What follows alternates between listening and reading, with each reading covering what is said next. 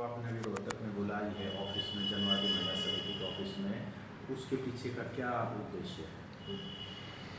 देखिए, हरियाणा में जो एथलीट है और जूनियर कोच है लड़की, उसने हरियाणा के खेल मंत्री पे यौन हिंसा के आरोप लगाए हैं। बहुत गंभीर आरोप है। एफआईआर दर्ज हो चुकी है और नॉन बेलेबल धाराएं लगी हुई है मंत्री के ऊपर, और उस मंत्री को अभी तक गिरफ्तार नहीं किया गया है। और केवल गिरफ्तार नहीं किया गया, बल्कि सरकार ने ये भी घोषित किया है कि 26 जनवरी को वो पेहवा के अंदर गणतंत्र दिवस पे झंडा फहराएंगे। जबकि जब हमारा जो ये गणतंत्र दिवस है, ये संविधान और कानून को लागू करने का दिवस है हमारे देश के इतिहास में, और उस संविधान और कानून का इतना गंभीर वायलेशन करके आप कि उस कानून और संविधान के अनुसार तो ये आदमी जो है ये जेल के शिक्षों के पीछे होना चाहिए आज, लेकिन उसी से झंडा फहराया जा रहा है। ये बहुत ही आपत्तिजनक है और बहुत नागरिक जो है इस मसले को लेके आक्रोशित हैं, क्योंकि पहले ही घोषित कर दिया था नागरिकों के बहुत सारी संस्थाओं ने कि 26 जनवरी को इस तरह के मंत्री से झंडा नहीं फहरवाया जाना चाहिए, और ऐसा करती है अगर सरकार तो हम भी प्रोटेस्ट करेंगे। तो आज हम मुख्यतः ये जो मसला है इसके ऊपर अपनी बातचीत ये रखना चाहते हैं कि अगर सरकार उनसे झंडा फहरवाती है तो निश्चित रूप से हम भी फिर जो गणमान्य व्यक्ति है उस इलाके के और जो डिजर्व करते हैं असल में, जिन जैसे लोगों ने कुर्बानियाँ देके इस झंडे को मतलब हमारे को समर्पित किया है, तो उसके सम्मान को बहाल रखते हुए हम भी पैरेलल झंडा जो है गणतंत्र दिवस का फहराएंगे। वहाँ पे बहुत सारे जो सामाजिक संगठन हैं वो भी उसके अंदर शामिल होंगे, और बहुत सारे गणमान्य लोग जो हैं जो न्यायप्रिय व्यवस्था के अंदर आस्था रखते हैं वो भी उसमें शामिल हैं। हमारे अलावा बहुत सारे संगठनों ने भी ये मांग की थी कि उनसे झंडा ना फहरवाया जाए ऐसा, और कल भी महिलाओं का एक प्रोटेस्ट हुआ है।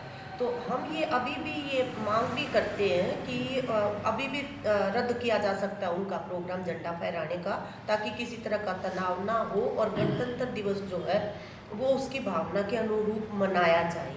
लेकिन अगर सरकार ऐसा नहीं करती है तो मांग हमारी फिर किसी से कुछ नहीं है, फिर हम भी पैरेलल झंडा फहराएंगे अपना, और बिल्कुल सड़क पे आके चुनौती देंगे सरकार के इस फैसले को।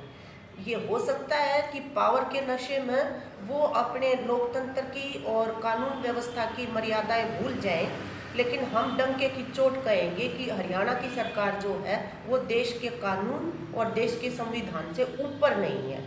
अगर वो उसको पैरों तले कुचलती है तो हम जो है उसको बुलंद रखने के लिए भी सड़कों पर मतलब उतरेंगे। अगर हम राष्ट्रीय लेवल पे बात करें, सबसे बड़ी सरकार जो है वो पार्लियामेंट के अंदर होती है। उनका ट्रैक रिकॉर्ड देखें, जो कानून बनाते हैं उनमें से भी बहुत सारे 40-41% ऐसे लोग हैं जिनके ऊपर मर्डर के चार्जेस हैं, सेक्सुअल असोल्ट के चार्जेस भी हैं।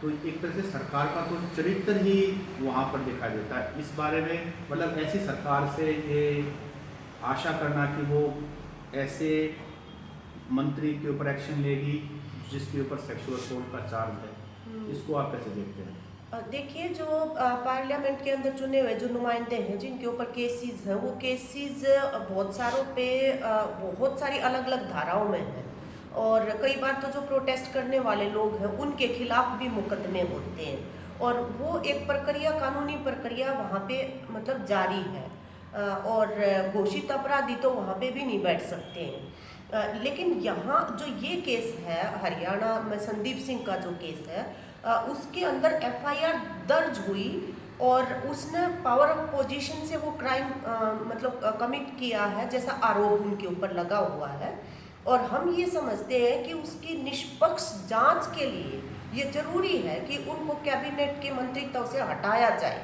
क्योंकि वो इन्फ्लुएंस अपॉन कर रही है लगातार जांच को जो है।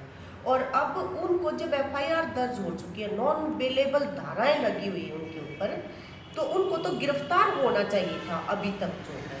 तो ये और जो दूसरे केसेस हैं जो अन्य मतलब सांसदों के ऊपर, विधायकों के ऊपर जो केसेस चल रहे हैं, इन दोनों में थोड़ा गुणात्मक फर्क है कि आप इसमें मतलब मंत्री को अंदर कीजिए। पॉश जो कानून है, प्रोटेक्शन अगेंस्ट सेक्सुअल हरेसमेंट, उसकी भावना ही ये है कि किसी भी महिला ने अगर आपके ऊपर इतने गंभीर आरोप लगाए कि आपके खिलाफ एफआईआर दर्ज हो चुकी है, तो उसको एकदम मतलब गिरफ्तार किया जाना चाहिए बंदे को, चाहे वो कितना बड़ा मतलब 30 मार खा हो, चाहे कितना बड़ा प्रधानमंत्री क्यों ना हो। जब ये आरोप लग चुके हैं तो आपको हटना पड़ेगा मतलब उस मंत्रित्व से। और नैतिकता की भी यही मांग है कि अगर आपके ऊपर जब इतने गंभीर आरोप है, मॉरल टर्पिट्यूड का मामला है एक तरह से, ये जो लड़की ने जो बताया है पूरे मतलब सार्वजनिक रूप से, तो उसके बावजूद आप मतलब वहाँ पे बैठे और आप कह रहे कि भाई हम झंडा भी उन्हीं से फहरवाएंगे, तो मतलब ये इजाज़त तो नहीं दी जा सकती सरकार को कि उसको, वो कानून व्यवस्था के कस्टोडियन है, उसको रौंदने के लिए नहीं है। अगर वो रौंदने पे उतरते हैं तो जनता, जिनके बाल बच्चों ने कुर्बानियाँ दी हैं इस गणतंत्र के लिए, इस संविधान और कानून व्यवस्था के लिए, वो जनता तो जरूर मतलब अपनी चुनौती पेश करेगी उनके सामने। और उसी भावना से लैस होके बहुत सारे संगठनों ने ये फैसला लिया है और इसमें हम भी बिल्कुल अगुवाई करेंगे इसकी। मैडम, आप खुद एक खिलाड़ी रही हैं, वॉलीबॉल की नेशनल लेवल तक आपने खेला है। उस दौर में जब आप खेलते थे और अब जो हालात जिस तरह के पिछले दिनों काफ़ी कुछ सामने आया, दिल्ली जंतर मंतर पे भी हुआ, फिर जो केस अभी आप ये बात कर रहे हो संदीप सिंह का, ये केस भी है, तो ओवरऑल आप क्या देखते हो स्पोर्ट्स में? जहां हरियाणा की बेटियां अच्छा कर रही हैं, वहाँ इस तरह के संगीन आरोप और इस तरह की संगीन बातें सामने आ रही हैं। देखिए, हम जब खेलने के लिए बाहर आए, निश्चित रूप से सामाजिक रूप से थोड़ा सा पिछड़ापन देखने को मिलता था और उसमें भी बात यही होती थी कि भाई लड़की अगर घर से बाहर निकलेगी तो इज्जत का सवाल है, इज्जत पर खतरा हो जाएगा। परंतु ऐसा नहीं था कि बाढ़ खेत न खान लाग जाए। मतलब अभी जो है, अब तो बाढ़ खेत न खावा है कि जिनके ऊपर यौन हिंसा के, चाहे कुश्ती की लड़कियों ने आरोप लगाए हैं, चाहे यहाँ पे हरियाणा में ये एथलीट ने आरोप लगाए हैं। एक तो मंत्री है खुद जिसको स्पोर्ट्स महकमा चलाना है और वो कुश्ती संघ के अध्यक्ष हैं। तो ये जो बाढ़ खेत न खावे, the fence eating the field, ये स्थिति नहीं थी। और इसके अलावा भी अगर देखें आप कि पिछले 2010 से लेके 2020 के बीच में 45 एथलीट्स हैं, जानी मानी मतलब खिलाड़ी हैं अलग अलग खेलों की, जिन्होंने सेक्सुअल असॉल्ट के केसेस दर्ज करवाए हैं और उनमें से कई तो मतलब आत्महत्या करने को भी मजबूर हुई हैं, क्योंकि ये मामला ऐसा है कि इसमें बोलना जो है वो बहुत बड़ी कीमत मांगता है। एक तरह से आपका जो स्पोर्ट्स का करियर दांव पे लग जाता है, आपको कहीं पे भी मतलब जो ब्लेम शेम मतलब जो किया जाता है, शेमिंग ब्लेमिंग जो है विक्टिम की, वो पूरी सरकार उसके अंदर लग जाती है उस बंदे को बचाने के लिए। तो चारों तरफ से इस तरह से घेर के शिकार की तरह से उन लड़कियों को जो है बना लिया जाता है। जैसे अभी भी हम ये देख रहे हैं कि कुश्ती संघ के अध्यक्ष पर जो आरोप लगे हैं वो मतलब सेक्सुअल असॉल्ट के भी आरोप है, उनके ऊपर जो स्पॉन्सरशिप का खिलाड़ियों को पैसा मिलता है वो पैसा खाने के भी आरोप हैं, मैट के ऊपर खिलाड़ियों को थप्पड़ जड़ने के भी आरोप हैं।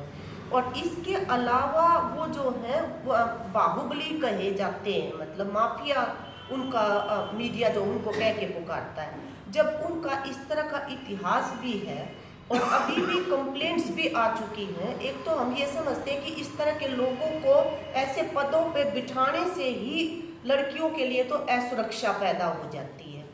और फिर ये है कि जब सामने भी आ गए और सामने कोई मामूली खिलाड़ी नहीं है, आइकॉन्स मतलब है वो आज के खेल जगत के जो हैं, उन्होंने ये आरोप लगाए हैं, तब भी आप उनको हटा नहीं रही हैं।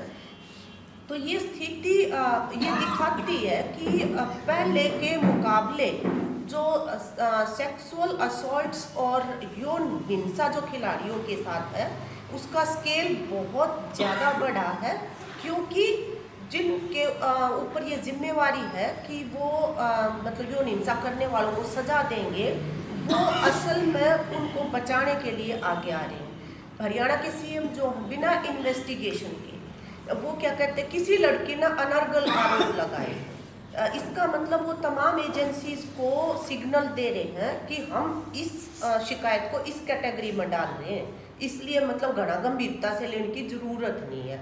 और ये हम ये मांग कर रहे हैं कि वो जो मुख्यमंत्री हैं उन्होंने पहले जब किसान आंदोलन चल रहा था देश में, तब भी कानून को हाथ में लेने वाली बात कही थी कि भाई लठ ठालो, हरियाणा के जो किसानों के खिलाफ आप लोग जो है, और फिर उनको माफ़ी मांगनी पड़ी थी मनसा देवी की आड़ लेके।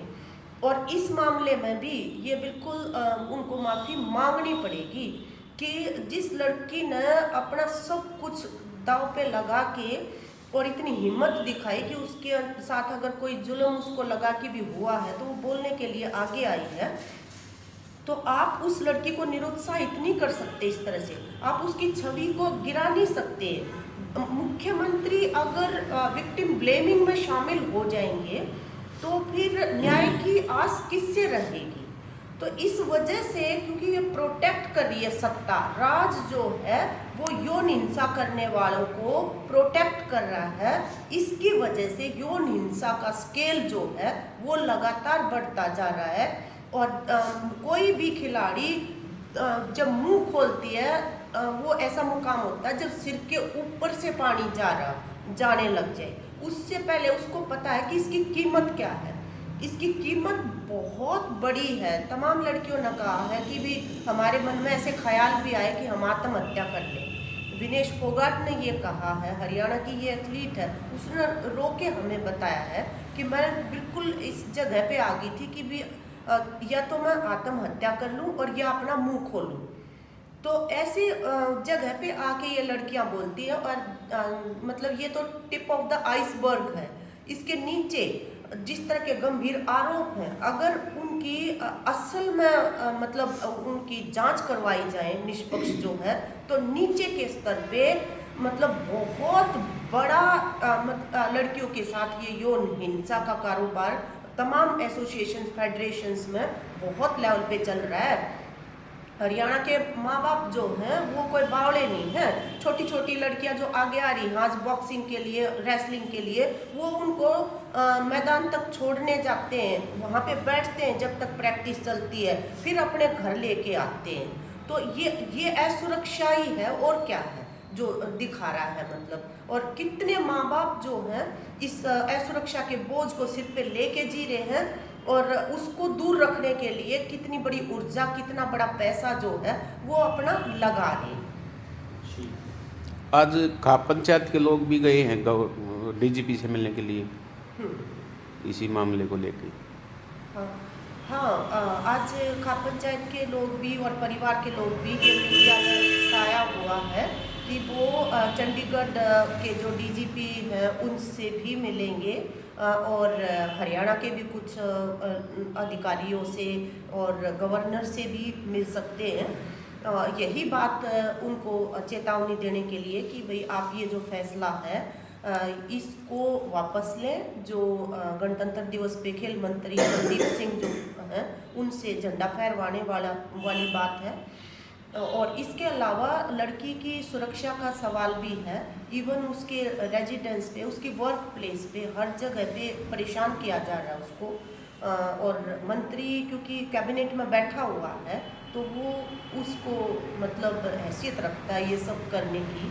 तो ये सब मांगों को लेके वो गए हैं, ये भी एक स्वागत योग्य कदम है।